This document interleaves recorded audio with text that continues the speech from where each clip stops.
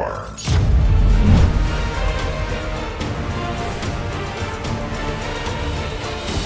Welcome to Sunday Service, giving our service members a platform to share their stories and experiences abroad. Hey guys, what's going on? This is Sunday Service, and this is episode 3, and we have an exciting one for you today. I've got my co-hosts Josh and Kev, aka Yoda. Hey Kev, you got to guess somebody from your past, a friend of yours. Please kick off the show. Who do we have today? All right. Thanks, Corey. Hey, we're really excited to have Mr. John Tescione on the show today. John and I got to know each other about 5 years ago, but John goes way back in the Canadian Forces, and he's got a really great story that is a pre-9/11, so before 2001. It's basically in the 90s. I'll let John tell the whole story. But John's story is one of the few guys that's been shot up multiple times, multiple gunshot wounds to the head, and walked away from it. And I'm not going to get into too much stuff. John's told this story many times officially for the Canadian Armed Forces as well.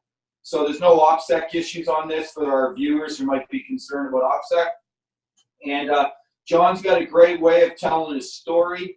And of course, with love, he is Italian, so he's got a lot of animation, and when he tells the story.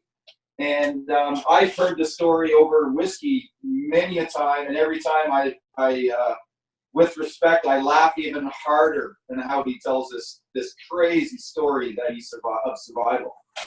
So with that, I think what we'll do is,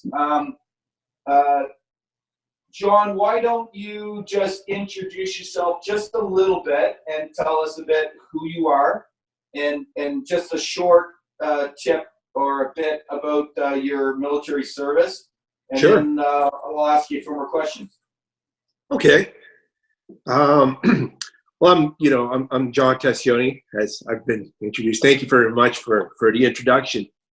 I served the Canadian Forces here, based out of Toronto. When I say here, I'm born and raised in Toronto. I'm a first generation Italian. So for me to join I joined the reserves here locally. It was odd at home, and it was odd for me to be amongst a lot of people that even culturally I didn't understand. I grew up a very ethnic neighborhood. We knew, we appreciated Canada, we respected Canada, but a lot of those traditions I really had to learn when I joined the Canadian Armed Forces, and I loved it. I mean, I loved every bit of it, as we all do. You join something unique like that. So that was my background. I served 18 years. I'll talk a little bit about it. I was wounded. I was released from the military, and then I was rehired back to help serving members, veterans, and their families deal with PTSD and other operational stress injuries. I was a peer support worker. So I did that for about 10 years. And then I had to put my hand up as well, because a lot of my old injuries were really being aggravated. So I retired about 2 years ago, 2018. And actually, I've been reborn again, just enjoying life, regardless of this isolation. I mean, I got my family with me. Life is good now. And it was all, my whole life was just about enjoying it as much as I can and paying it forward. And I try to live it that way. But that's me in a nutshell, why I joined and what I've done since. John, that's amazing, brother. And I mean, I can, not to blow sunshine on your backside, but I can say myself, I think that pretty much every person that meets you, and when I met you, just your character and your personality is someone that you just like to be around. So thank you. Yeah. So I mean that. And don't swallow my head up too big. There's so much space in this camera area, right? Yeah, there we go. So listen, why don't we kick it off? And so for the viewers, in the 90s, and John will correct me if I get anything wrong about this story. I'll just set the tone, and John will go in and tell the story. So in the 90s, John was overseas on a Canadian Forces operation. And in a nutshell, him and another Canadian Forces soldier got shot up pretty good going through a checkpoint. So along with that, and the other Canadian Forces soldier survived as well, and I believe is doing good. So with that, John, why don't you just go ahead and tell the story? Sure, yeah. So I did my peacekeeping tour in the former Yugoslavia, okay? This is 1994 was the time of my tour. But just a little bit of background, as we can, remember in the early 90s, 90 to 92, Yugoslavia fell apart. And what was significant about that, it was the first European nation, literally after the Second World War, that, there had been a lot of other incidences in Europe, but this one was as close as what World War II was in modern times. So it put a lot of fear globally, let alone Europe. For us as Canadians, as you can imagine, we were doing nothing. We were going to peacekeeping in Cyprus. Our time in Germany was over. So we had, for Yugoslavia to happen, as a young soldier, I can only speak for myself. It was almost like you've been practicing football this whole time, and now the game has started. You've just got the call.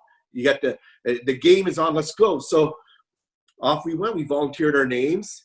Again, like I mentioned earlier, I was a reservist, so it wasn't like my battalion was called up. It was put into the breach to go overseas. We volunteered to fill up any spaces that a regular force battalion needed. So we did that. There was about 9 of us from my regiment, and off we went. And we did our selection, and it was the best time. It was 3 months. I think you guys can all appreciate it. It was everything that you can imagine what military service is. I got to see up close and personal, on a daily basis, from, living with lots of the guys. Some of them you like, some of them you don't. Getting yourself ready mentally, physically, even emotionally, to go overseas and to finally, without actually being there, let it sink in. What we were getting into, and we knew, we knew it was going to be a dangerous situation, but you never feel scared. You feel excited, and I think that was the feeling before we went. So we trained, we got on well, great. Everyone got along really well, great teams, and then we went overseas, and it was a shocker. I think every soldier could say this, that you can prepare as much as you can, but nothing can prepare you for what you see, what you experience. And I think that was brought home to me was when we landed into the airport, which had been completely overrun and decimated and fired upon, but they were still using it. And hearing things like we have to worry about what's on the runway, the punctures tires, to when we started going through the towns and seeing houses, homes that we saw back home in Canada destroyed by war. And I'm not talking about a brick or a wall falling over. I'm talking mortar rounds in the roof.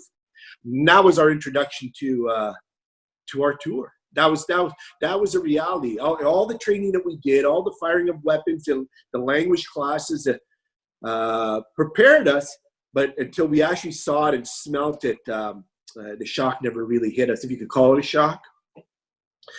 So we landed on the ground, and I'll tell you, it was 3 months until our incident happened, and we had the best time. I think I had the best time of my life. Everybody would say that. You're with your buddies. It was tough work. It was tense a lot of times, and the scary part about it is that because we were doing peacekeeping, you weren't always actively doing something. So there was that tendency of that boredom kicks in. And that's what you had to be careful for, that you didn't let your emotions run wild, because you knew that the place is tense. It's a civil war. They've just stopped fighting. There's pockets everywhere. And but we're not there to fight the war like we were trained to do. We're there to stand on the sidelines and make sure nobody hurts each other. And I think that also caused a lot of, I think from the highest level down to the lowest level, it was a big learning curve for Canadian soldiers. I'm sure we've been peacekeeping and we've done a lot of glorious things as peacekeepers, and it was a Cold War.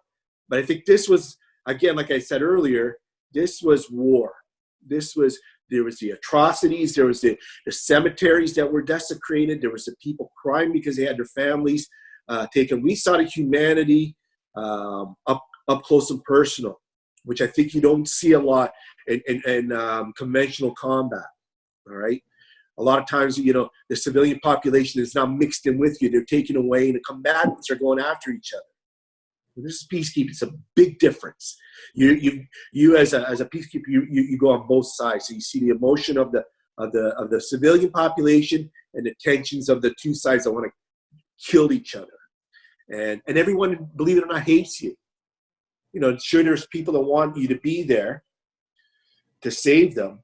But overall, the attitude there is, this is our war, and what are you doing here? You're no different than an invader. So you feel insulted. It's a lot of different feelings than to say, yeah, we're going in there, we're going to beat the enemy because that enemy's bad and I'm good, and we're going to fight the good fight. There was no good fight. We were trying to teach people how to fight the good fight.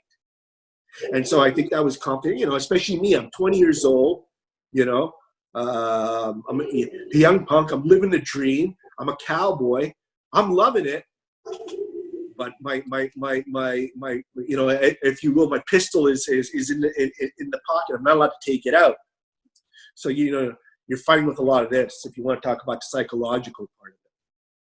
So we get on the ground. There was a lot of work to be done.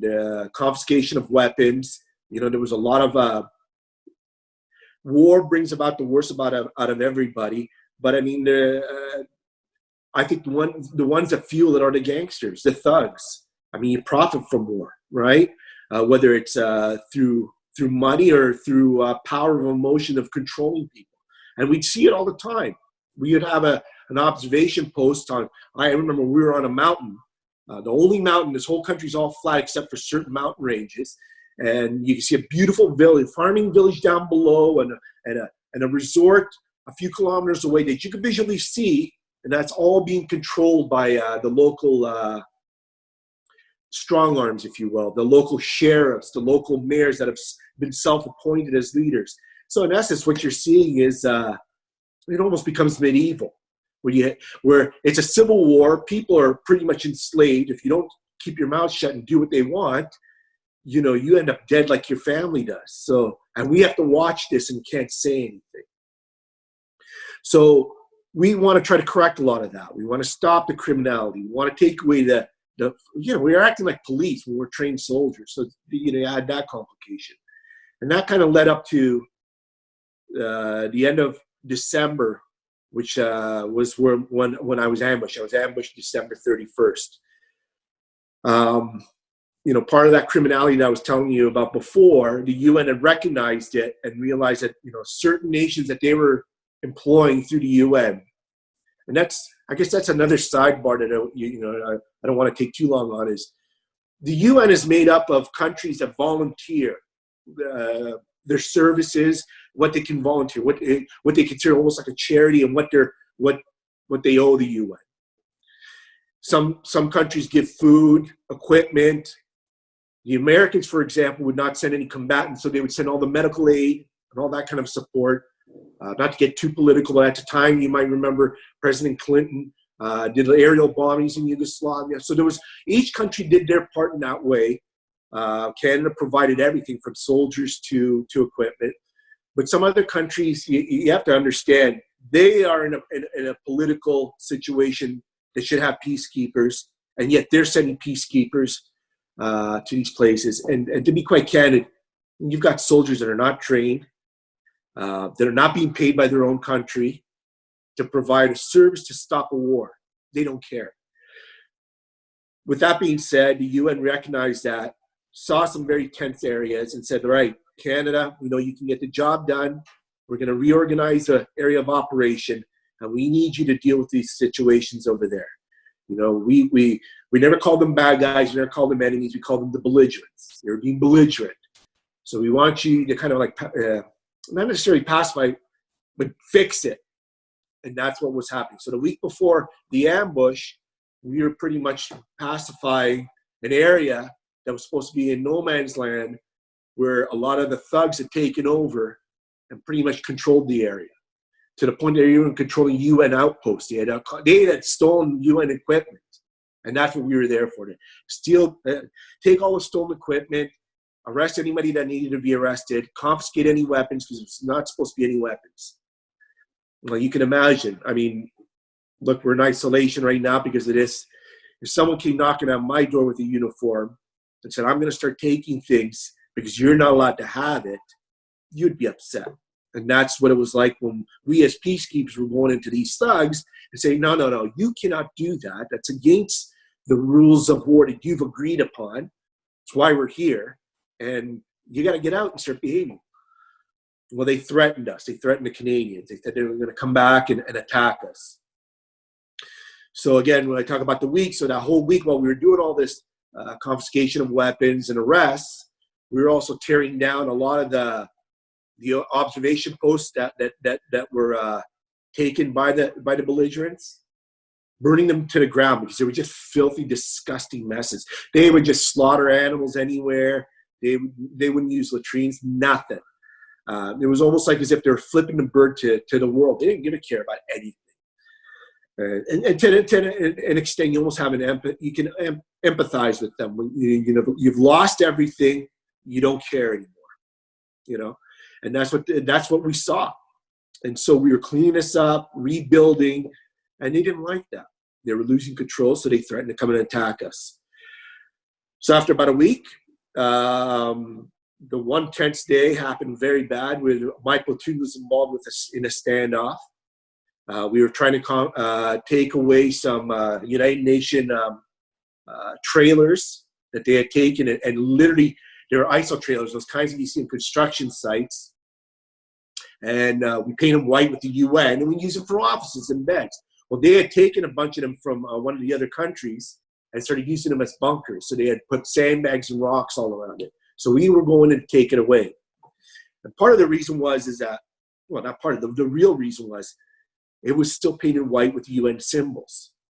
So if it was seen in the hands of the belligerents, it would appear that the UN would be giving aid to one side over the other.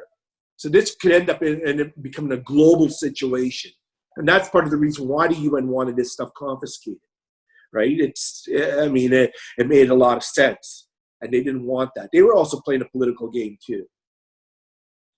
So the very last day, December 31st, 1994, all the tension that I described, all the confiscation and arrest, we were doing not necessarily a final run, but we were doing this big run. And we were going back with some weapons. And I remember I was in one of the trailers. I was part of the crew that took all catalog all the equipment. And so we had all the rifles, all the AK-47s. And I remember us taking hero pictures with them. And me and my buddy going, can you imagine, how morbid. We're holding a firearm, a weapon. How many people has it killed or maimed? And in the name of what? You know what I mean? It was, I don't know if you could call that emotional, eerie. It was powerful for me to think that way. And then hours later, the same type of firearm, the same type of weapon was used against us. So I don't know. That's some things like that always played on my mind. And so we dropped off the weapons. We went back to headquarters. We were finishing off. It was New Year's Eve, so I'm not going to stick around to do any more work I don't have to. So we were, cleaning up all our equipment, putting our vehicles away. So by the time we headed back to our rooms, so like those ISO trailers I was talking about, but in our base camp, we're going to make plans to go to dinner, kind of de-escalate the day and kind of let off some steam. And some guys are already stripped off all their equipment. I still hadn't, because I was helping my buddy Phil Bedani, who I'll talk about. Then we got an order to go out again. So Phil got it. He came running around to all the ISO trailer trying to grab any volunteers. I put up my hand. I said, guys, you guys go eat, save me and Phil something. We'll be back. So he jumped in a Jeep. And the importance of me talking about that is that at the time, tensions were so high, we had to travel the majority everywhere in armored personnel carriers. And for the Americans that are out there, you'd appreciate it's the old M113s, you know, from way back in the day. That's what we used overseas. That was about as armor as the infantry got. They're beautiful, they're phenomenal, but as you can imagine, you can't go everywhere with just that type of vehicle. So we also had soft skins vehicles, and we had one. It's called the Iltis. It's from from Bombardier or Volkswagen. Very soft skin. It's a Jeep. It's a small. So Phil and I took that Jeep. It was a platoon commander's Jeep, and the significance with that is that our platoon commander, for obvious reasons, I was talking about the week before, was a man in charge, right? So he was very vocal, very visual. The belligerents knew this. They knew who he was. They knew what vehicle he drove. These are not stupid people. And so they would watch out for things like that. So now think about it. This is New Year's Eve.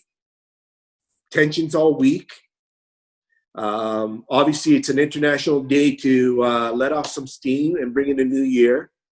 So you're talking about a situation where there's going to be a lot of intoxicants involved. They love to drink over there.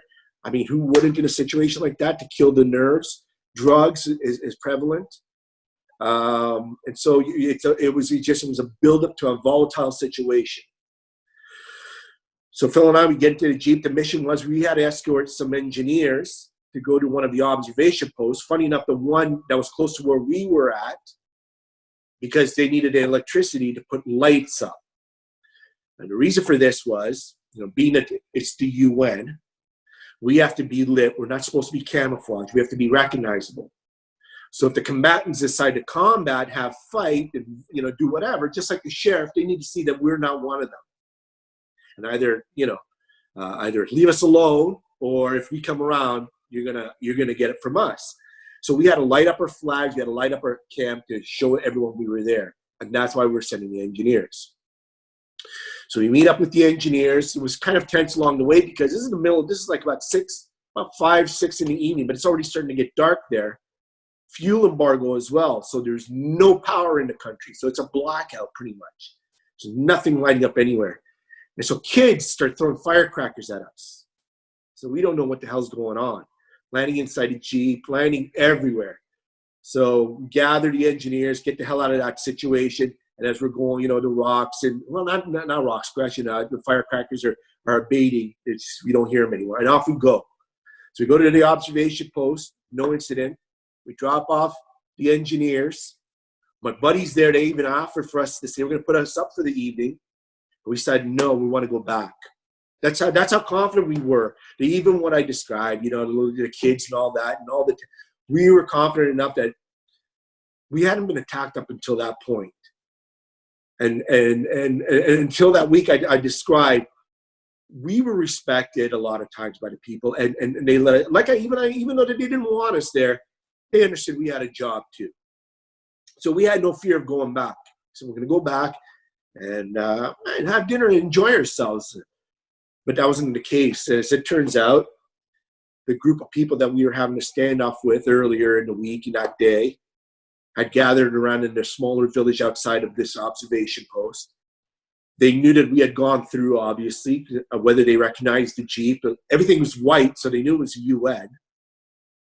Saw no armored personnel carriers, none of those M113s. So they saw an easy target, an easy mark. When they saw this lone Jeep coming back on its own, it was almost like they hit the lottery. Now, I couldn't say I know for a fact, but they didn't want to fire at us outright. You could tell that they wanted to take us and possibly use us as hostages. Not possibly, that's exactly what they wanted to use us for. I mean, they had already reached a point of no return. We've already taken away part of their land. Well, think about it. It's a bravado thing.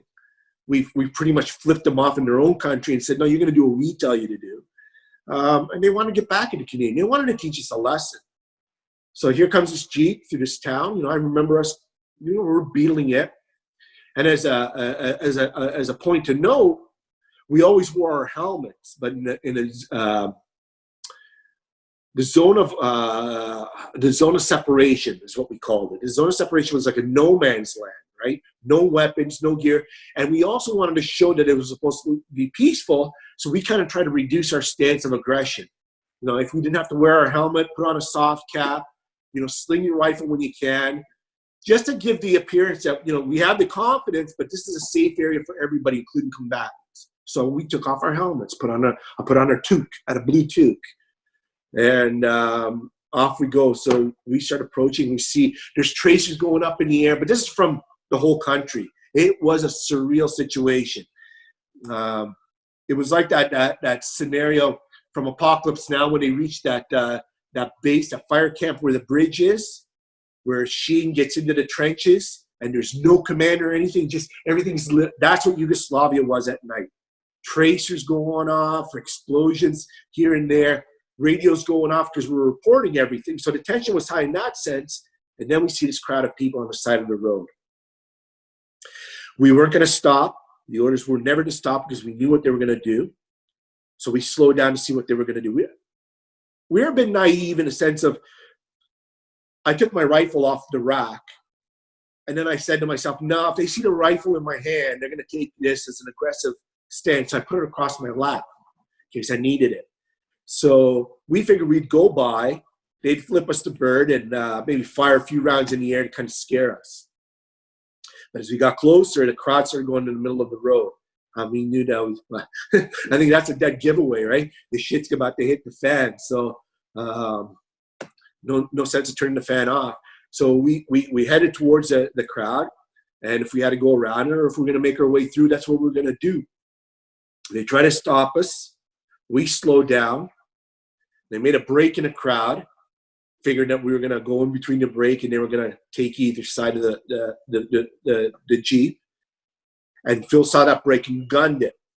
Well, this shocked them. And so before they could react, they started opening, their first reaction was to open fire. So they started opening fire at us. Phil kept on going. And I remember the glass all starting to shatter. I can vividly hear that, you know, all the glass. And they're saying, fuck, they're firing at it. Like we're swearing, you know. I mean, that's the way you feel. There's no fear. It's almost reactionary. And so you want to swear it. I almost want to get out of the Jeep, sir. You want to bring it on? Let's fucking bring it on, right? So I went to go cock the rifle, and that's a point I'm going to have to make because it's always been a bone of contention. As a peacekeeper, you are allowed to have live ammunition. You're allowed to have ammunition and rifles and all the equipment you needed. But you were not allowed to be armed in the sense of a round up the spout. You couldn't have your weapon cocked. There was a lot of psychological reasons behind that. They figured for the soldier itself, that extra action of cocking the rifle gives them a few seconds to hesitate before doing anything drastic and firing. Because again, like what I said before, I mean, anything that we had global effect. More people were watching us, and we're supposed to be peacekeepers, not peacemakers, right? So I went to go cock my rifle to put a round up the spot to return fire. And before I could do so, I started getting, I guess, most of the hits. And I got hit in the back of the head. Funny enough, the hand that I went to go cock the rifle, I got a round through the forefinger and stopped in, of all fingers, right there. And then I got shot up all over my body. And so I couldn't get a round down range at all. I was out.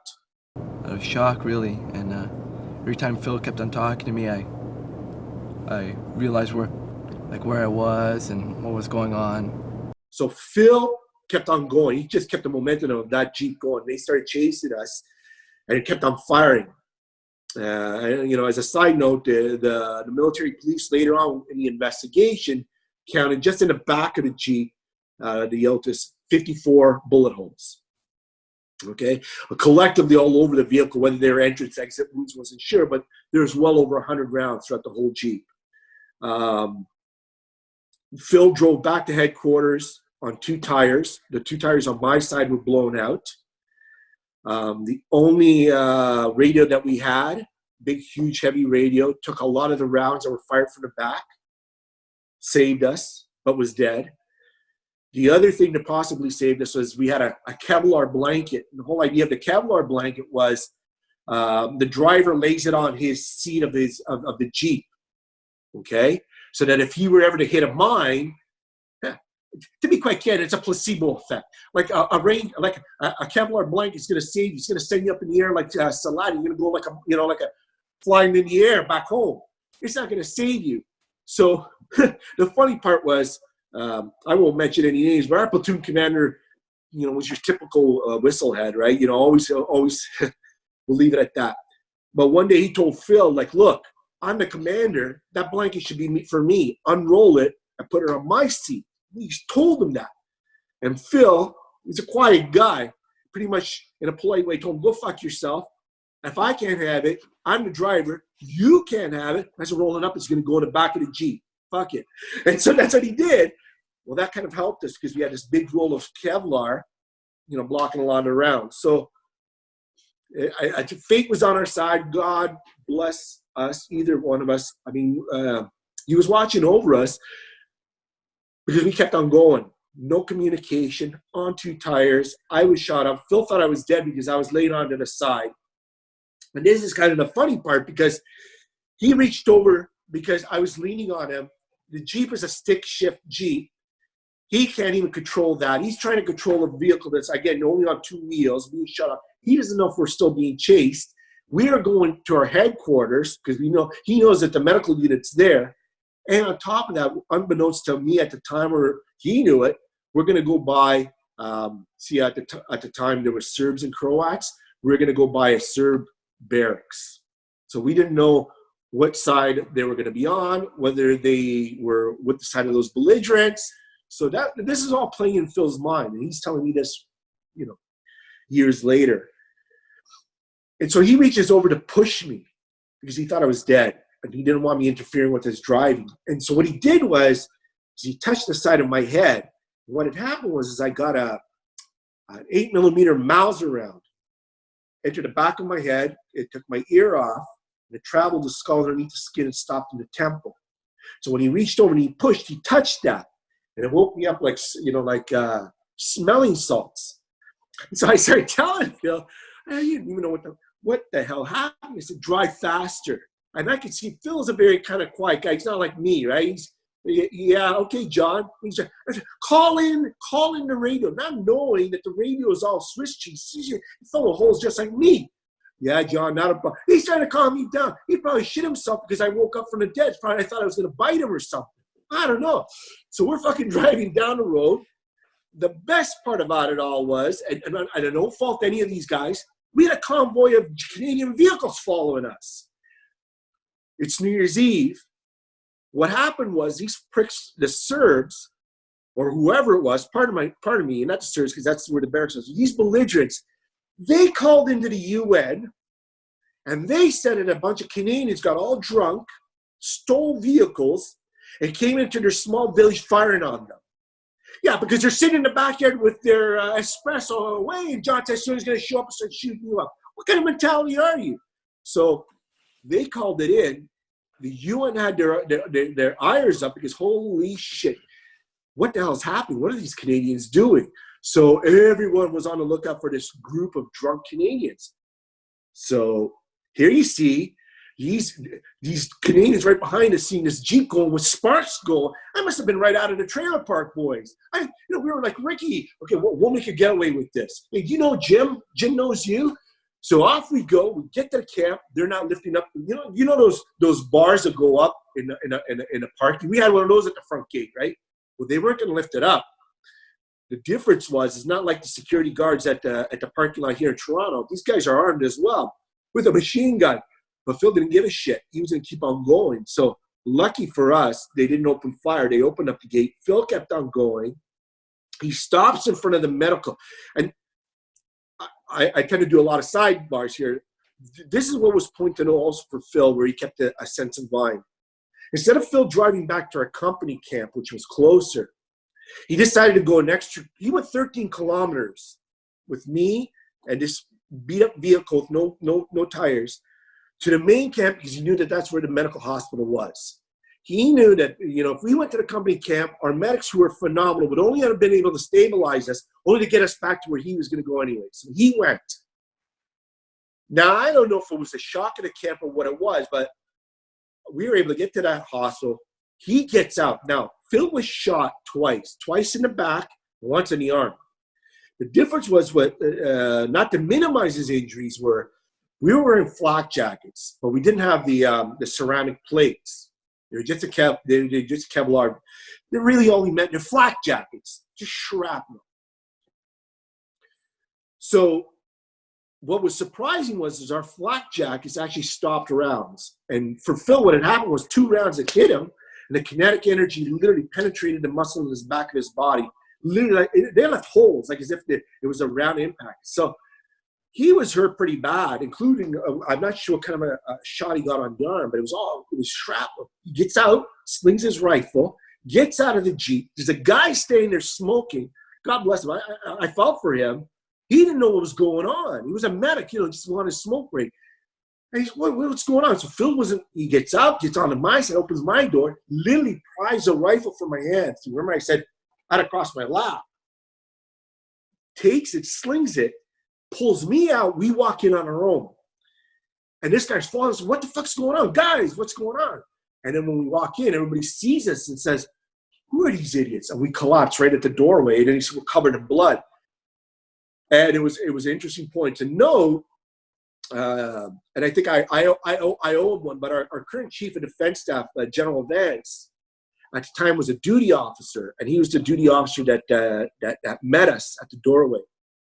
And so when they put Phil and me on the stretchers, I was going in and out of consciousness. Phil tried to salute him.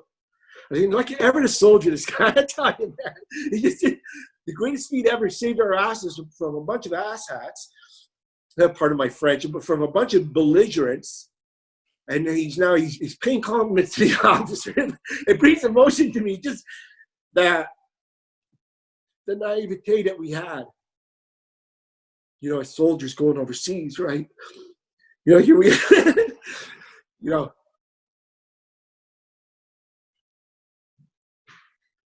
do your fucking job, you enjoy it. And as much as I went through all that shit, I think we could all say it. We'd love to do it again. We had a blast. Well, there's no question that any act of aggression by belligerent forces against United Nations forces is a concern, and certainly a concern from Canada. We consider it a very significant incident.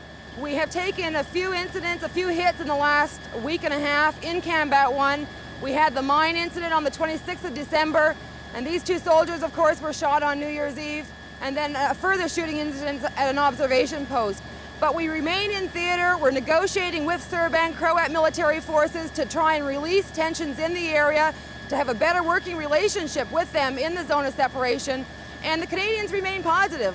We're used to this. We've been peacekeeping for a lot of years, and we're just going to keep on doing it. It's funny, like I've told my story a million times. Like when I spoke earlier and I said, I did peer support work, helping veterans and serving members. So I would do my presentation, I would talk about it. But even to an extent, you don't get too detailed about your story, right?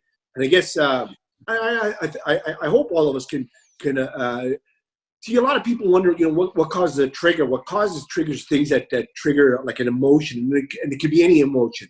And with that situation, for me, I think it's the age-old thing that soldiers go through is the innocence lost. When you recognize small things that you do to keep humanity going, and I guess that's what affected me. But leading up to that, it was I had a good time. I think we all did have a good time. It was a tough situation. It was a learning experience, and even leading up to that, here I am. I'm, to bring it back to the story, 2 of us just, we go through this whole thing, and our injuries were it could have been devastating. I was shot 7 times, 4 times to my head. I still suffer where I've got the hearing loss from the round, took my ear off. I can even replace it if I've got isolation here right now. It's kind of combed back like a president would do it. But my ear's hanging off. I've got the scars and all that. I got the shrapnel in my head. I'm partially blind.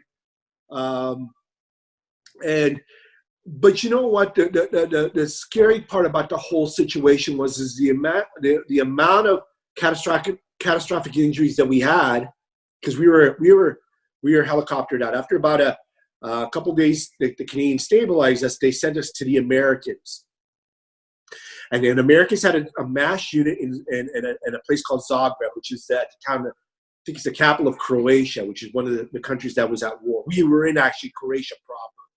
A lot of people will probably hear Bosnia. That was one of the heavy war zones. Another place was Croatia. So we went to Zagreb, and the American MASH unit was there. And this is I have to say this story because it kind of brings into context what we all as people.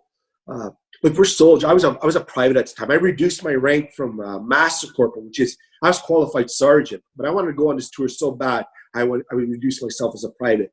But I mean, what I experienced just in that hospital, I saw the global effect that all of know what country, what rank you can have. So we get into this hospital, and around me there was a soldier from the Ukraine that got injured, and he had a ran to go up inside here, lodge in the temple. So his whole face is bandaged. I'm walking in, I'm bandaged. I'm like, what the hell am I getting myself in? What happened to us? But what was really, I don't know what the word is, but what was eye-opening was the guy beside me that they brought in literally on the same day that we were there was a Russian colonel. And the reason I talk about this was, at the time, Russia had decided to commit UN troops to the former Yugoslavia, which was tense because the Russians were supplying one side over the other, so it was causing a lot of problems. So to show, I guess, a sense of good faith, they sent units in to participate with helping up certain towns, certain cities. He was leading one of the first convoys as a colonel. He hits a landmine and he gets covered in shrapnel. Now, hit this guy. I want to talk about hardcore. He had his troops put in a gym set around him, like those old school gyms, a gym set in a bed. And this is the last thing I'm thinking about. Every night, a bottle of vodka. They would have a party. I mean, this is right out of the movies. Here I am, the nerdy Canadian, sipping on tea with no sugar, and this guy's drinking vodka with all the. But the best part about it was, he was a very well-spoken man. Was one evening, the American surgeon that was in charge of the whole MASH, and he comes and he's talking to all the patients, and he starts to talk. He sits down at the desk that was right in front of my bed and the colonel's bed. He starts talking to the colonel. The colonel can speak perfect English, and they're talking about their previous experience, and then they were talking about when they had joined. And funny enough, the American had served as a young medic in Vietnam, and the colonel had served in all sorts of places that he had sent to. The most recent was, apart from Chechnya, but he also been to Afghanistan. So the Russian officer, he made a great point. He goes, can you imagine that years ago, you and I would have been seen looking at each other across the battlefield? And he goes, here we are today, and you are helping me. And, and them talking, and, obviously it was more in depth to that, but here I am, a private from Canada, listening to two senior officers from two opposing armies from the Cold War discuss their experience, and now they're helping each other get better to help another country find peace. I thought that was pretty, I don't know, at the time I still think it's pretty prophetic of, is that the right word to use, to see this happening. And, but the funny part was about that conversation was they got onto the conversation of Chechnya. And the American doctor said the Republic of Chechnya, those words. And the Russian officer flipped the script. He says, Chechnya will never be a republic. It'll always be part of Russia. So even amongst that humanity, even amongst all the barriers being broken because of that common bond of being warriors, politics and your loyalties never broke. And that was very shocking because that's what we saw in Yugoslavia. It was a war. It was a horrific war that we saw no ideologies, that was filled with ideologies. And so I guess that's what made me and a lot of us there and what formed us afterwards. Because I tell you, you know, when I returned back home from Canada, for the first part of it was, you know, as you can imagine, we were all heroes, right? They brought us back. Like, I mean, just recently, God bless those 6 fallen that we just had. We just had them driving down the highway of heroes. You know, to hear they, you know, and we couldn't go out to meet them on the bridges as this goes by because of COVID. But when we were repatriated, Phil and I, it was in the middle of the night. They didn't want the Canadian public knowing that there was Canadian soldiers dying or getting injured, and which there was. We had Canadians dying over in Yugoslavia. We had Canadians getting injured like me. I'm not the only one. Phil's not the only one. So my whole incident also helped to kind of breach over to bring the realization to a lot of Canadians that, yeah, Canadians are actually doing dangerous things. And years later, here we were in Afghanistan and the highway of heroes. And we had to create that because it became such an alarming rate of the dead coming back, not to mention the injured. So it was my incident, as shocking as it was a wake-up call for all of Canada to realize this is a dawning of a new age. Things are going to be different. And you saw that. I mean, at the time, mental health was not heard of. This is 1990s, 95, 94, 95. To say the words PTSD might as well said I was a leper. I'd probably get more services from either the government, from my fellow soldiers, from my chain of command if I said I was a leper. You know, I've got Ebola. Come on over here, Tescione. Not a problem here. I think that sounds like a COVID cough. You'll be okay. Now you got PTSD. Whoa, you know. So for years, you know, my injuries healed fast.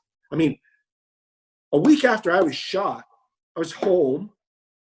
2 weeks after that, the doctors in their infinite wisdom said, "Oh, these guys are good to go. Send them back to Petawawa." The doctor up there, if he wanted to, could have sent us back to Yugoslavia. Icky here was too stupid. He said, "Yeah, that sounds like a good idea. Send me to Petawawa." And then that was the mentality was, you know, regardless of the catastrophic injuries, get the person back into the breach, you know, get them amongst people, which is a brilliant idea, right? Because you don't want to feel isolated. But unfortunately, because of the attitudes of humans, we were possibly isolated even further because nobody knew how to deal with us. Whether it was our physical injuries, our mental injuries, or even our emotional injuries. I mean, they had the padres there. They had the psychiatrists there, the psychologists, everybody there. But they only did what they had to do. They didn't go to that. I'm not saying you have to go to that extra step, but there was no recognition for that. So Phil and I healed fairly quickly physically, but our other emotions and our mental health, that's what took the toll afterwards for all those years later. Nobody understood us. We didn't understand ourselves. We didn't want to recognize what was wrong. And you know, that made me who I am today. And I think it made Canada who it is today, the Americans. Every country now deals with mental health. We have to. And I think that became more of a focus for me than my physical injuries. Now, I still am affected by my physical injuries. I mean, those will never go away. You try to overcome it. But I was able to do that much easier than I was both the emotional and my mental health. That's for sure. And you know, and that's what I've had to learn for many years. Hey, John. Absolutely outstanding, brother. Thank you so much for sharing the story of your ambush, and thank you for just the candid emotion and the way you articulated it. So for the public to understand, I've heard John's story numerous times with John, and John is a bit of an amateur comedian, and I've heard the story from a very comedic angle, and hearing the story from a serious angle is very sobering, John, and it's really appreciated. So thank you so much with that. Thank you. And John, I know you've been, I mean, also all combat veterans have many ups and downs in our lives. Yeah.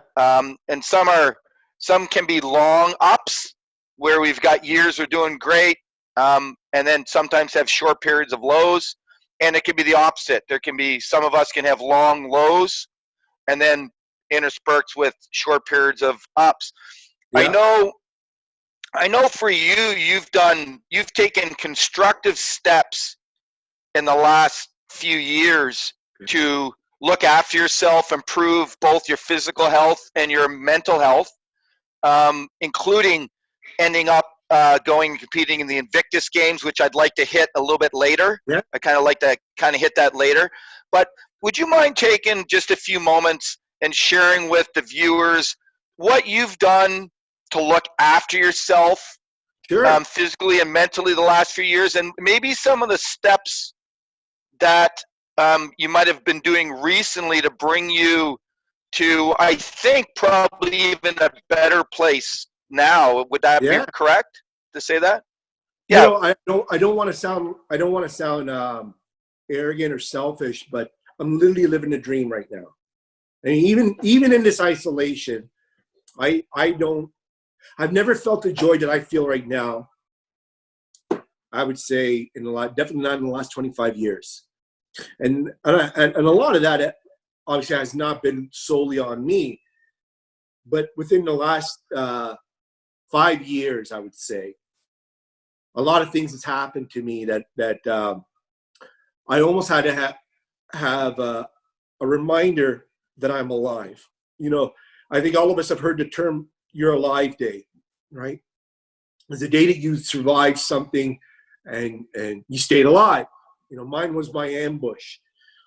But it was weird because I think a lot of people go through this. When you live through a life-saving incident, a traumatic incident like that, a dangerous thing that happens is you become indestructible. You become immortal. So you almost try to push yourself to see how far you can go. I got shot 7 times. Okay, I'll even give you the scenario. When I got back home, when I told you I went back to Petawawa, I was a reservist from Toronto. I was at the lowest rung of the alpha male totem pole. You know what I mean? You had in Petawawa, you had the airborne was still there. You had the infantry battalions. The 1st was there. The 3rd battalion was showing up. The armored was up there. Combat engineers, everybody was trying to see who had the biggest balls. I'm a guy from Toronto with a last name that ends up with a vowel, showing up there with I'm in the reserves with a headdress that it's not a beret, and I'm fighting the moment I get on the ground. After I got shot and I started walking down around Petawawa and walking into the bars, I was a rock star. I was untouchable. I remember this one incident, these 2 airborne guys. I mean, and Kevin, you notice and you would appreciate it. They were like, for us, they were like our gods. These guys were like the alpha male of the alpha males. You don't mess with them. I'd walk into a bar, and I remember this one time, these 2 guys, they split amongst themselves. Get over here. And they said, okay, I'm dead. And they're buying me drinks all night long. Asking me, just like right now. You know, at the time, it's different than what it is right now. It's, oh my God, I felt like the Fonz. You know what I mean? And so, you know, you get that kind of attitude swirling in your head, you know. And I got a bit of, you know, I mean, I keep on saying I'm Italian, but I got a bit of the cockiness. I know how to handle myself verbally. At least I hope I do. It was a dangerous mix. It was a very dangerous mix because you add in, you're untouchable. You have everybody telling you you're the greatest. You have, you know, it's like the old saying, the Roman emperors used to have somebody whispering in your ear, you're still but a human. I never had that. I was a rock star. I had everything falling at my feet. If I wanted courses, if I wanted this, I had it all. I mean, the Reg Force battalions were begging me to go join. John, we'll give you your jump course. John, we'll put you on a leadership course. We will promote you to general. Nah, I'm going to go back home to Toronto and live like a rock star. Like, I'm going to do a news article. I'm doing a news next week. That news, if you're going to video me, and I'm going to talk to the papers over there. I don't need this. And that's what I did. And I floated around, and I lived this vagabond lifestyle, you know? Like I was like Jack Kerouac, just living on my own and doing everything, drinking, partying, fighting. And that was the other thing that started bringing in the fighting part. I had this tension, this aggression in me that I couldn't break. I had it before, but the fuse was lit that night. And you add on to the part where I told you I felt untouchable. You add on to the part that I felt immortal. I kept on testing myself. And one way I used to test myself is I used to try to find the biggest guy in a bar, and I used to challenge them. The mouthiest person. I used to go after what I perceived as the bully. And we could sit down and get into the weeds of that. What, was I trying to test myself? Was I trying to test other people? Was I trying to? I don't know. And that's what I did for many years. And I might have grown physically, but I never grew emotionally outside of that mentality.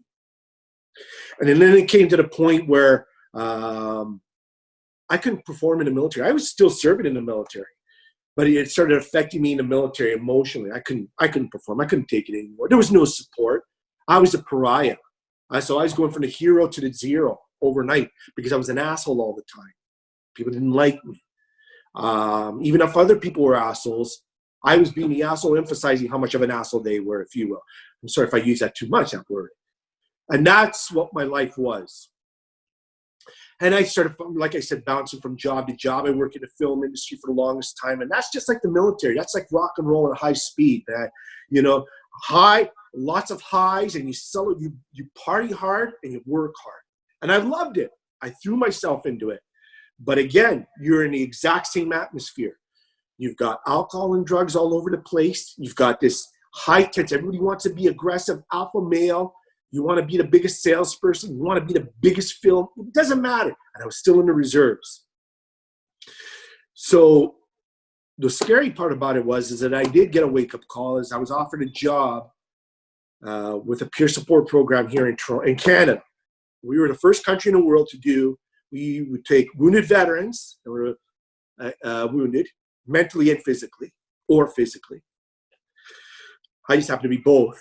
And then we would talk to others that were suffering with that same situation and guide them through getting better, whether it's a talk to the system, we were peer support. We were just like AAE. We copied it off the Alcoholics Anonymous model.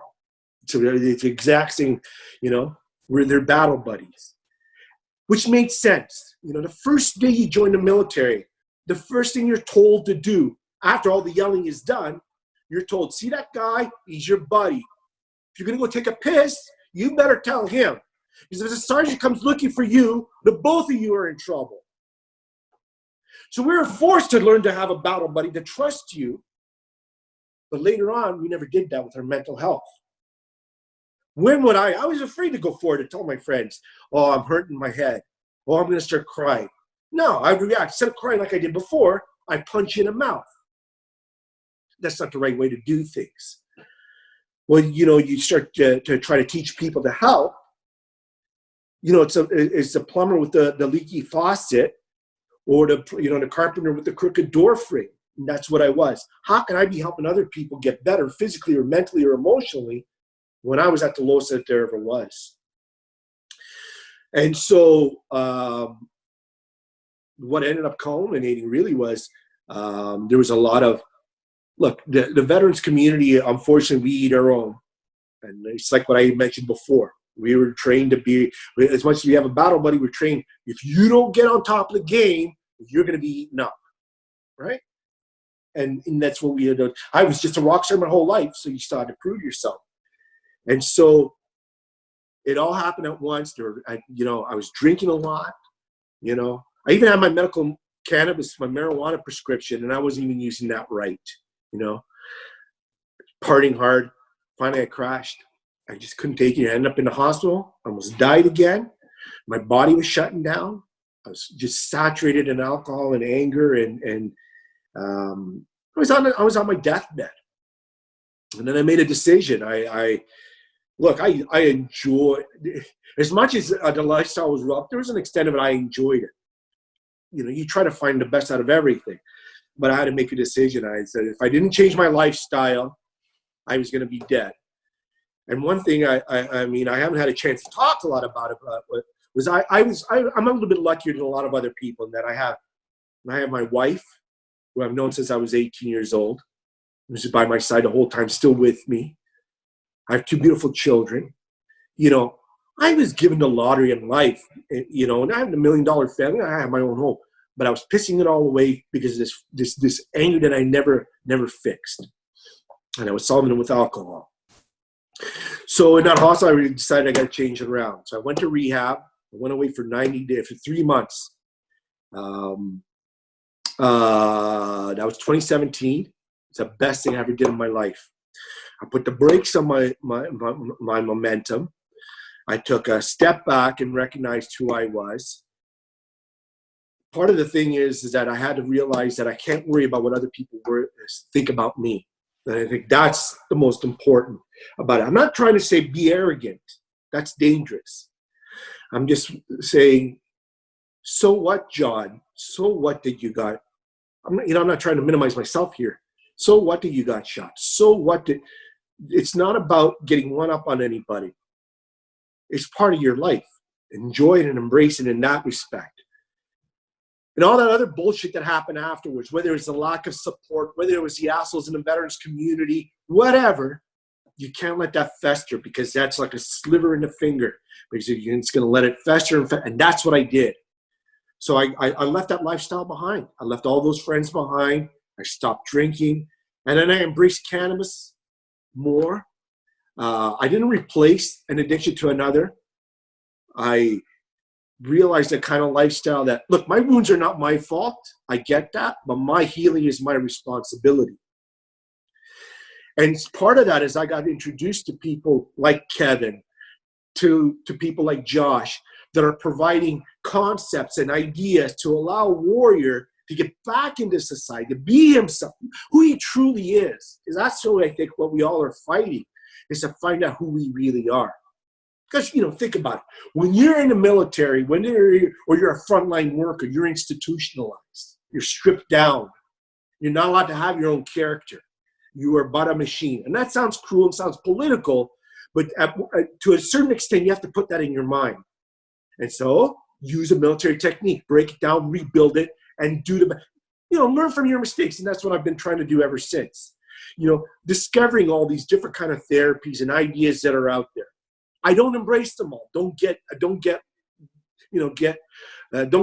from me that I think everything is great, that I'm going to, but it's to get rid of that resistance. And I think that's what's going to help people get better.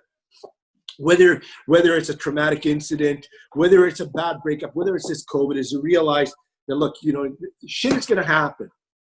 How you deal with it really defines who you are and how you're going to make it to the other side. I just hope that, I think the path that I'm on is finally got me to a place. I'm happy. My family is happy. My friends are happy.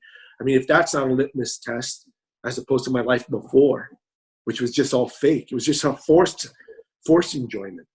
And so that's my lifestyle now. And, I manage a group online for veterans associated with cannabis, but it's all about well-being. We try to bring in like minds involved with it. I'm part of an organization that's Canada Connect is their name. They are phenomenal. They help people with cannabis therapy, but they've expanded. And I've learned from that. These are people that are civilians, that have no military background, but are showing an empathy and a compassion to veterans and offering ways to help them. And I thought, how bad? See, my mentality, and that's a bad thing too, is that I suffer. So I wonder what everyone's trying to get from me. What advantage are they trying to take from me? And in life, you got to realize not everybody is like that. People actually do have an altruistic reason to help another person. And I, Kevin, you asked, what have I learned? That's what I've learned. I've learned to enjoy life more and not always look at the bad side of things. I used to always say the cup is always half full, but I never listened to that. And it's true, the cup is half full. And that's what I've been doing with my life right now. John, that's amazing, brother. The truth is I'm a little bit speechless right now, and Rick Kaiser, the CEO of the Navy SEAL Museum, would say that's impossible for me to be speechless, but I'm a bit speechless right now. There's so much on what you've shared, in particular with how you have taken the different steps in your life to heal and keep moving healing. I mean, that could be a whole other podcast, a whole other conversation, like You know, I think probably the viewers would probably enjoy you coming back at some time. And you know, we'll look at that. I'd But love to. rolling forward though, and I'm really curious about this, is you competed in the Invicta Games. I did. Why don't you tell us a bit about that? Like I don't actually know what event you competed in, but Sure. could you give us a bit of the, could you do this? Could you give us just a bit of a summary of what the Invictus Games are? Yeah. And this isn't a pitch for the Invictus Games Sure. for the public. It's just it's now become something that's a part of the veteran community, and it's really helpful. And John took it, so I think the public would be interested in hearing it from the insider who actually went there. So could you do two things? Could you give us a just an overview of the Invicta Games, and then tell us actually three things. Then share with us a little bit how you prepared. And then lastly, your highlight of the games. Okay. So the Invictus Games basically, Prince Harry, as we all know, served the military, and he was in combat as well. He was in the combat arms. When he left the military, he started a program because he himself had suffered from a lot of mental. Well, his whole life is an open book, so we know about him and his family. So he started a program where he decided that wounded warriors, wounded veterans, if they are doing something that they feel that they're part of a team like they did when they were in the military, it's conducive for them to get better. And he found that sport was an excellent way of doing this, because what better way to create teamwork? What better way to get a person, an individual, want to achieve something? And you got competition, right? That's everything that we've been trained for our whole lives. But funny enough, is the one thing that we let go whenever we're injured. And it doesn't matter what kind of injury we have. I mean, it's well known. I mean, I can only talk for myself, but I ballooned to up to 260 pounds. I'm only 5'8", okay? I used to be like 150 pounds wet in the military. So, I doubled my size almost. I smoked, I drank, and I'm trying to help myself get better. So the concept of the Invictus Games really targeted people like me in a sense of that you got to volunteer for something. We don't want somebody that's going to pick a sport that they already played. Pick a sport you've never played before, you've never done before.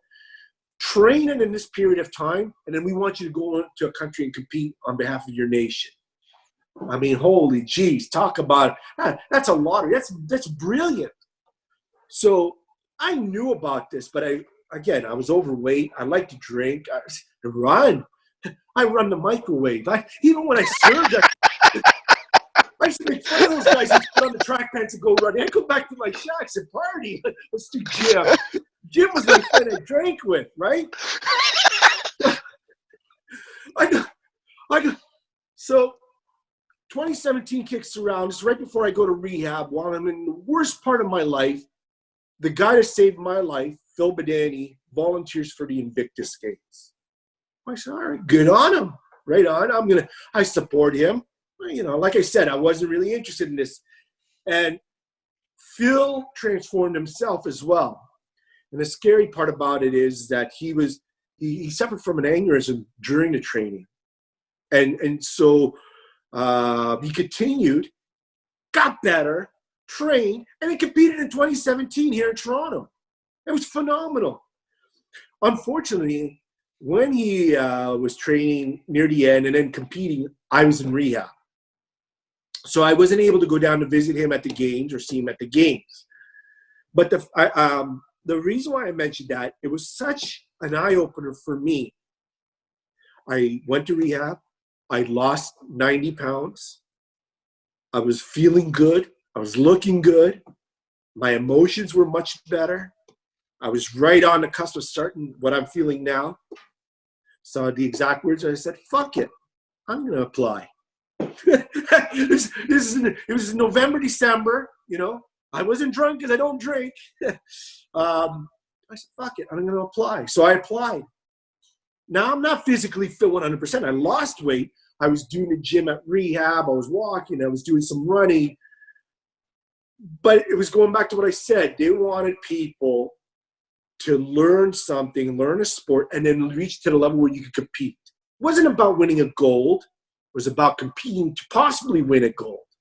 And that's what I loved. So I applied, and I got picked. I couldn't believe it. So I got selected. So then they started throwing all the sports at me. And like I said before, sports. I like watching soccer, and that's at the extent of it. I'm not a sports guy. You know, I watch a game here and there. What am I going to pick? So I'm looking at this. There's bow and arrow. I like archery. That's kind of cool. Track and field. Are you kidding me? No. Oh, the bicycle. You get to sit down on the bike. That's my mentality, eh? And then I saw there was sailing, and then there was Range Rover was supporting the whole games. So I threw my name. They had a Range Rover competition. So I threw my name in for that. And I said, you know what? I'll do track and field. I like to run a little bit. I was infantry. You know, it's easy. You know, I don't have to wrap anything around my hands. I don't have to toss anything. I don't have to wear a goofy hat. Run. That's it. Done. If I mess up, I can say I tripped. That's it. The best thing I ever did. And the reason for that was I had to find my independence again. I had to find local places near my home on my own. I had to contact them and say, look, I've never sailed before in my life. Can you teach me to sail? And the reason why I mentioned this, and it goes back to the Invictus Games, is that that's what they were trying to do. Hey, veteran, I get it. You were injured. Now get off your ass and go enjoy yourself.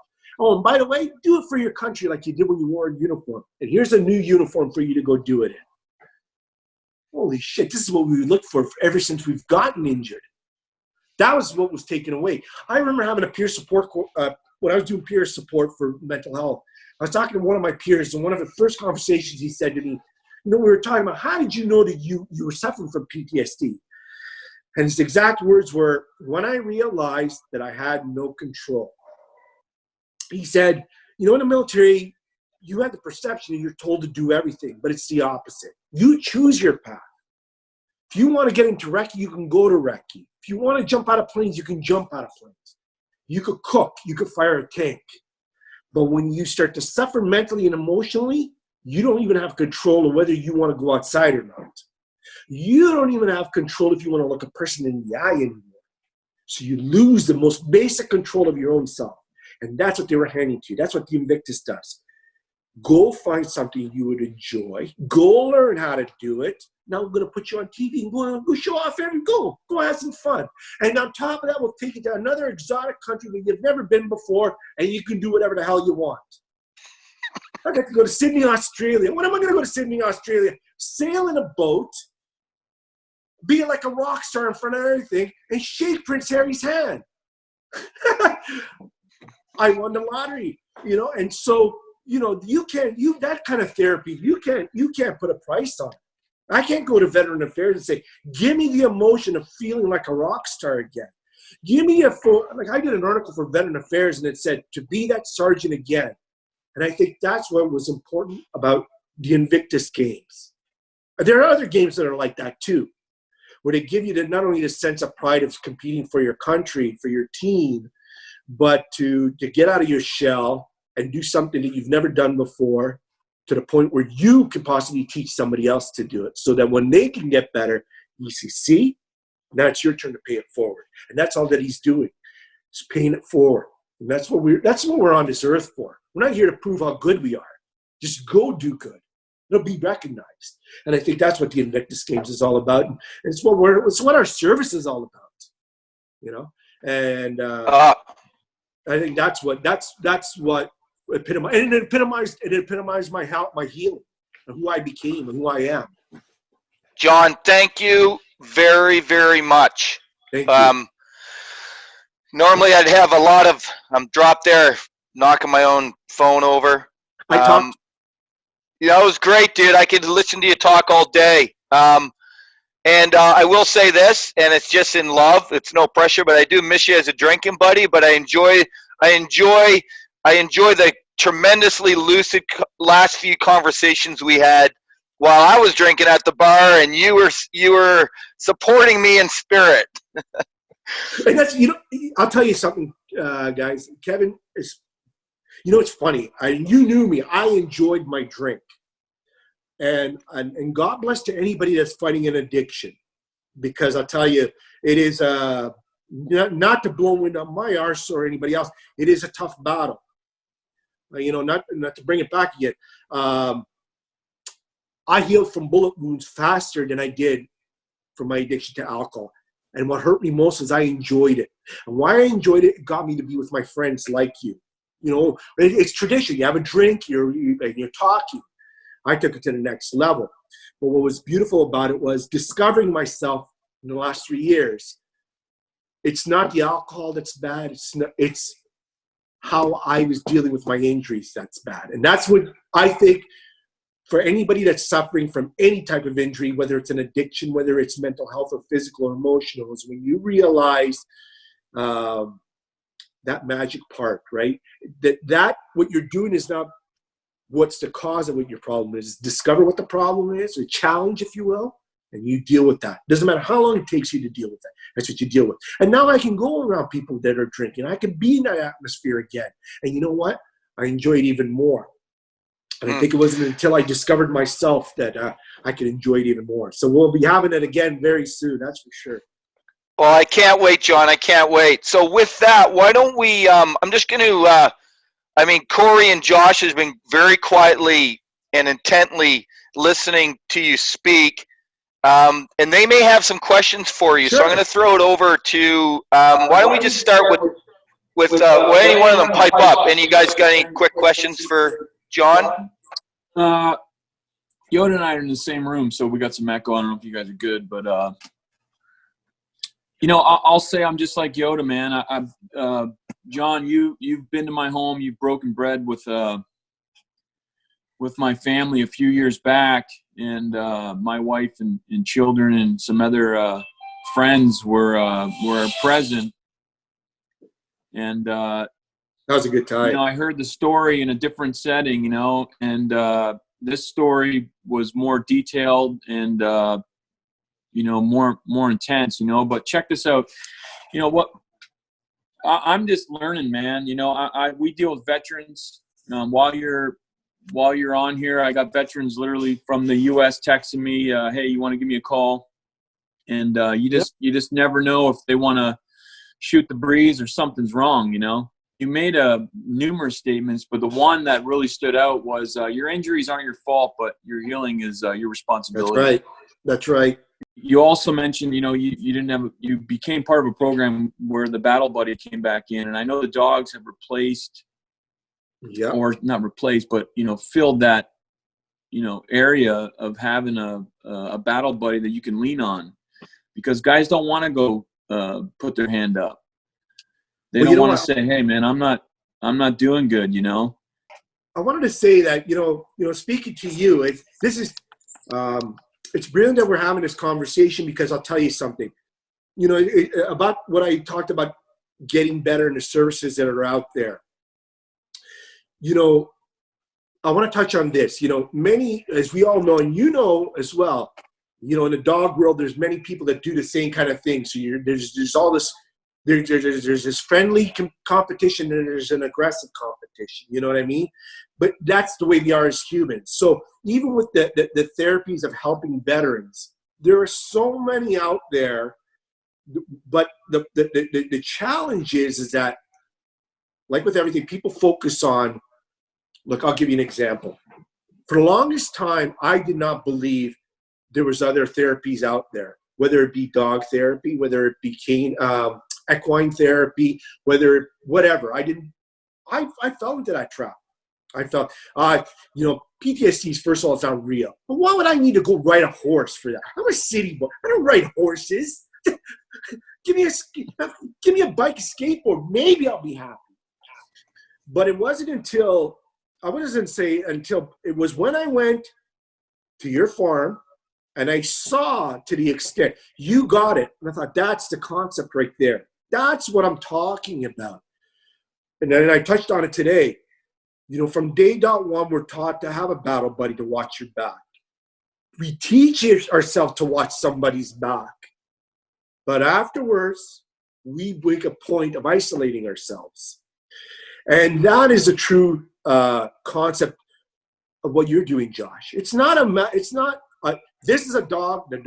Dogs do this, and let the dog, he's part of your toolbox. No, it's a concept. It's a concept of it's okay to put your trust into somebody else. It's okay to trust yourself, because you got to get this job done, whether it's going out to get the mail from your mailbox, going down to get the groceries. That scares a lot of soldiers. It scares a lot of veterans getting the hell out. And if you knew somebody had your back, because our attention is all about, I mean, what better than to have your battle buddy right beside you? And that is, I think that's the best way, because then it gives you a chance to breathe and do the job you're supposed to do. And if the job is healing, that's the job you got to do, right? And I think that's what I love being with you, and I love being on your farm, being with your family, is that's the kind of concept that we need to get out there for veterans, for soldiers, for listen, dude, and their families. I know Corey's got some. I mean, listen, we could do, a series of this. I know Corey's probably thinking the same thing. So is Yoda. But I know Corey has something to say. I'll end it with this. You know, I said to the gents, and they've said back to me, you know, to gentlemen like yourself and ladies in the emergency service community, the veteran community, for the audience to hear stories like your story, and in the state that we're in right now, to, you know, have a moment to, you know, take a look at ourselves, you know, and you know, right. I don't mean to mention it every time, but you know, the lineups at Walmart, they're not that big of a deal. That's right. But we lost Josh there. Oh yes. It looks like he fell off. You know what? I'll pick it up while he comes back online here. John, one of the things I would really like to say first off is we had a pretty intense list of guests that were potentially being thrown at us. And I'll tell you, both Kevin and Josh were adamant about having you on next in this episode here. And I can tell you without a shadow of a doubt, I know why. And I was excited to find out why. So I first off want to tell you thank you for being here. And one thing I want to touch on, I mean, there's been so much, but one thing that's been really emotional for me in the sense that you talked about the innocence piece. Yeah. And, you know, we struggle a lot with the current state of affairs where a lot of people don't understand. It's been so long since we've been in a world war, or society has seen these type of atrocities. And you kind of summed it up by saying, you know, it was the first time Canada since World War II they were in a peacekeeping role, but we're seeing something similar to a country being broken down so severely. Yeah. What I wanted to touch on is, do you feel that society has been separated so far from this, and now it becomes almost like it's not real or surreal, that something like that could happen or could happen again for somebody like yourself to see it firsthand and then come back and not be able to really relate with people on that level, and use the word innocence? And the reason why I think that's important is because I have often used the word ignorant. And I love the fact that you use the word innocent, because it's a less aggressive word, and I'm really going to adopt that word from you. So I thank you for that. But could you sum that up a little bit for me? Do you feel that we've lost that, or there is that innocence now? Oh, sure. I think we've lost that innocence because, look, how can I explain it to me? So many things want to roll in my mind, right? We are very lucky, and here's a dichotomy. You know, those in the past that have had to fight these brutal wars, okay? I am sure when they were, after the first section attack, they were done against the Germans. After the first wave of North Koreans had finished their attack, I can almost guarantee, all four of us could say it, that those guys are all saying, I hope this never happens again to humanity. I hope that every bomb, every bullet gets melted down and turned into the biggest bridge between these two countries. To an extent, we achieved that. You know what I mean? Since the Second World War, there was Korea, there was Vietnam, but in Canada, we didn't fight anything. What was called the Cold War. We are happy to call it a war to make it look like we were participating, but we weren't doing anything, you know? And so this sense of calm gets created. But that also extends to any other country. I mean, America has been at war for many, many years, but when you're in the safety of your own home and you are a person that doesn't experience any loss, and I'm talking about, look, Yugoslavia was a country on the same level as Canada, politically, economically, scientifically, people, were on the cusp of getting cell phones on their side like us, you know what I mean? But they deteriorated to the point of being worse than medieval. They were able to do some of the worst atrocities to one another. So we are capable in any time period of causing harm to one another, to take away that innocence. It could be a curse or it could be a bonus, is this innocence that here in Canada, I don't have to worry about artillery falling on my daughter's head when she's going to hang out with her friends. My son is not going to get kidnapped by a local faction and his ears sent to me. You know what I mean? I don't have to worry about that. But the scary part is that the neighbor next door to us may have seen that and may have experienced that. And so we have to open our eyes that exists out there, but we can't let it define who we are. But we can't hide ourselves from it either. You know what I mean? And I think that's what I learned from it. So that when, for example, how do I explain? I know I'm sounding a little bit too wordy here. When a person comes to you and says, I am hurting, or when a person says to you, I come from Afghanistan, or when a person says to you, I come from Iraq, the first words out of my mouth isn't going to be, what side were you on? Because that's also innocence, but that's the ignorance. And when you base your ideology on that ignorance, you just made that war continue onto your land without you realizing it. We are innocent about the atrocities, but we're not innocent to what causes those atrocities.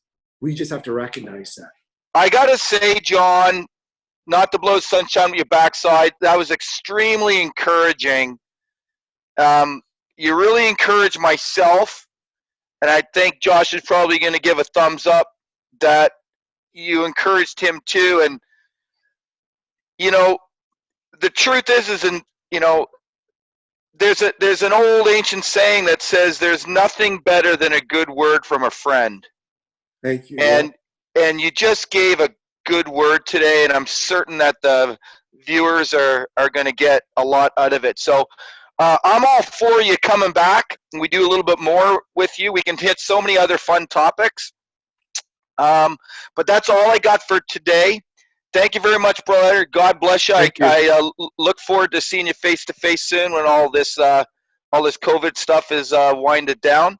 Let's do it. I think that's it for me and Josh. Is that right, Josh?